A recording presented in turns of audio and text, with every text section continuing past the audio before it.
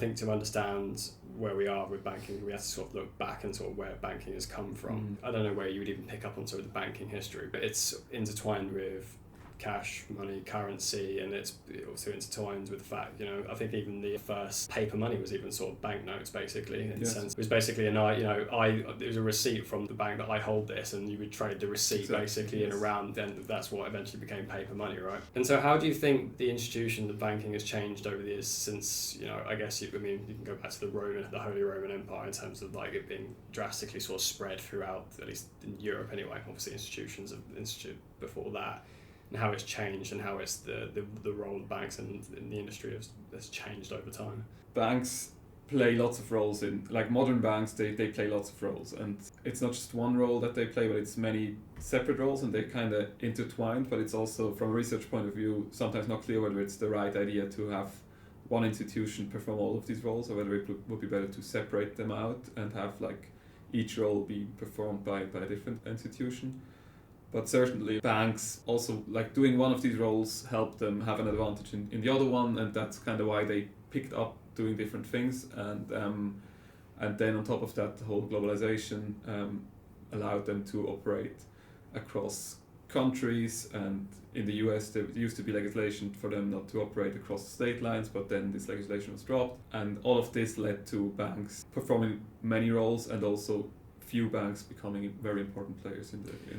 Yeah, I think that's kind of hit on there. It's important to ask what a bank actually does, and I think sort of the most of these, rudimentary answer that it, basically reallocates capital in the economy sort of more efficiently.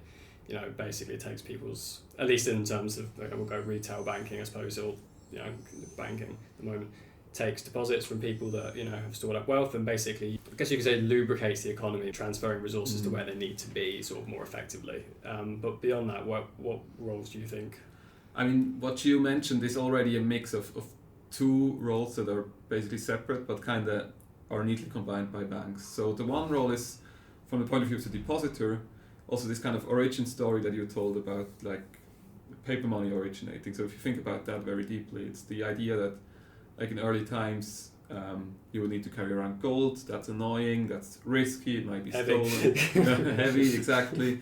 Also, there used to be different countries and they had like gold coins which were not recognizable easily.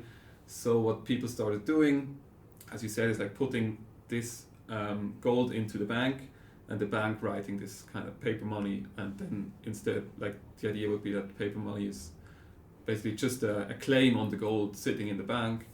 And then once people realized that this is actually more convenient, they started trading directly these claims instead of like me, the depositor, first going to the bank to get the gold and then use the gold to pay you.